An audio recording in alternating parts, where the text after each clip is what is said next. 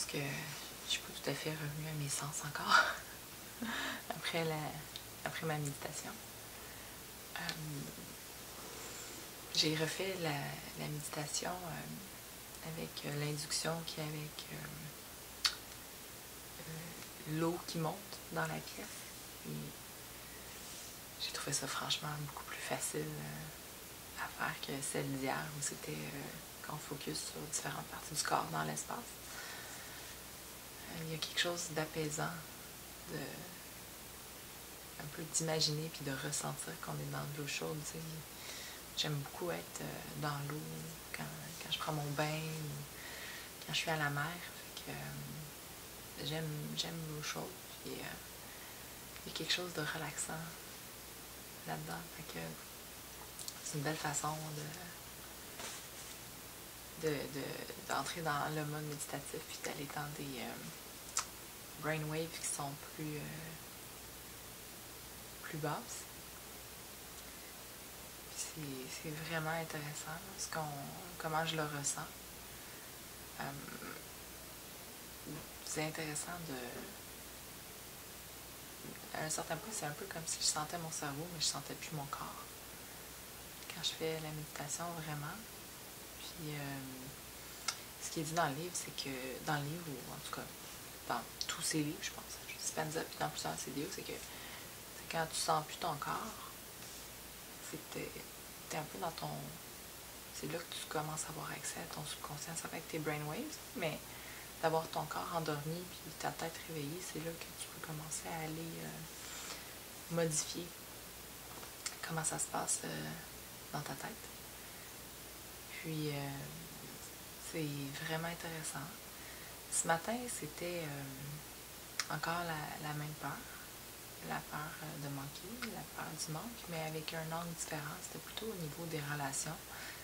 Fait que moi, la plupart des gens qui ont eu des grosses blessures ou des gens qui ont quitté leur vie, par exemple comme mon père qui n'était pas présent quand j'étais enfant, vont avoir des problèmes de codépendance. Dans mon cas, c'est comme... c'est un peu l'inverse. La codépendance, c'est la contre-dépendance que j'ai. Fait que c'est je repousse tout le monde de ma vie. Puis je suis comme... J'ai l'air d'être, all together, puis d'être au-dessus de mes affaires, puis tout ça. Mais dans le fond, c'est comme une très profonde insécurité qui fait que je repousse les gens parce que je veux pas revivre la blessure d'être seule. De me retrouver seule. Fait que c'est quelque chose que, avec ma coach, on a commencé à travailler.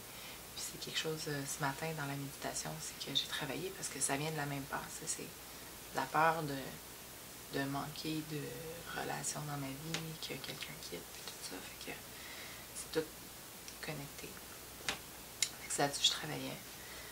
Physiquement, ça se passait quand même mieux aujourd'hui. J'avais moins mal partout. Je pense que j'étais moins en résistance par rapport à hier puis avant-hier quand je l'ai fait. Là, mon cou, je suis correcte. Il est revenu normal. Je suis capable de bouger ma tête. Je suis capable de supporter mon corps sans être en douleur. Mais dans la méditation, par contre, je ressentais quand même une certaine tension de douleur dans mon corps. Beaucoup moins présente, mais dans ma tête, je ressens vraiment un mal de tête quand je médite. Là. Je dirais que les dernières minutes, là, je ne sais pas combien de temps c'est, mais les 2-3 dernières étapes de la méditation, là, ça fait mal, puis je commence à fatiguer puis à vouloir bouger. C'est comme si j'étais pas bien, mais tu sais, c'est aussi dans le moment où tu es vraiment dans le core de la création, de ce que tu veux. Tu n'es plus juste dans le surrendering de ce que tu veux plus. Tu es vraiment dans la création de ce que tu veux, puis on dirait que c'est comme... même si je suis en état méditatif, puis que je suis très calme, puis que la vie est quand même belle, là, je suis quand même bien là-dedans. À un moment donné, c'est comme si il y a une partie de moi qui savait que j'étais en train de modifier quelque chose de profond, puis il y a une résistance. Puis franchement, là, j'ai le dessus de ma tête, là, c'est comme si je m'étais cognée, puis que je gardais la pression sur où est-ce que je me suis cognée. Fait que quand j'ai des écouteurs pour faire ma méditation, puis j'ai mal, là. C'est comme, j'ai le goût d'enlever mon casque d'écoute. Fait que c'est vraiment intéressant comme feeling. C'est vraiment profond comme méditation de faire 1h10 dirigé, mais aussi profond comme travail, là. Par rapport à ce que j'ai fait les premiers 50 quelques jours du défi, qui était quand même intense, puis j'ai eu tellement des belles prises de conscience, puis des belles réalisations, que je suis vraiment reconnaissante pour tout ce que j'ai fait ces jours-là, puis tout ce que ça m'a amené comme méditation. Ce que je fais depuis 3 jours, c'est comme la prochaine étape.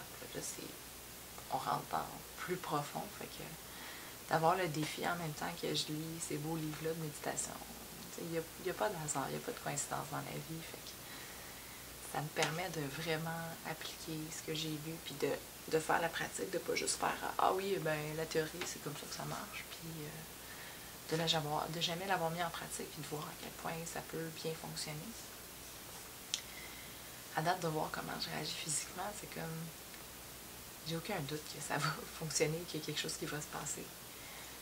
Juste hier, il y a des petites affaires, des petits faits cocasses qui arrivaient dans ma vie. Le téléphone a sonné pour une entrevue au travail, pour une autre entrevue, pas celle que je vous parlais hier.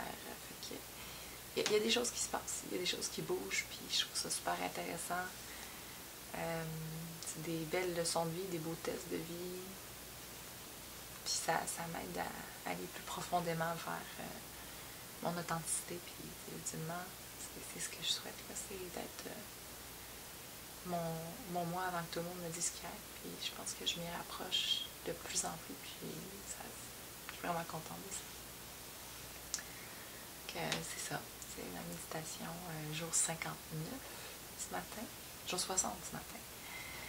Puis, oui, 60% du défi de fait, c'est impressionnant. Là. Ça passe tellement vite. Je ne peux pas croire que ça fait pratiquement 2 mois que j'ai commencé.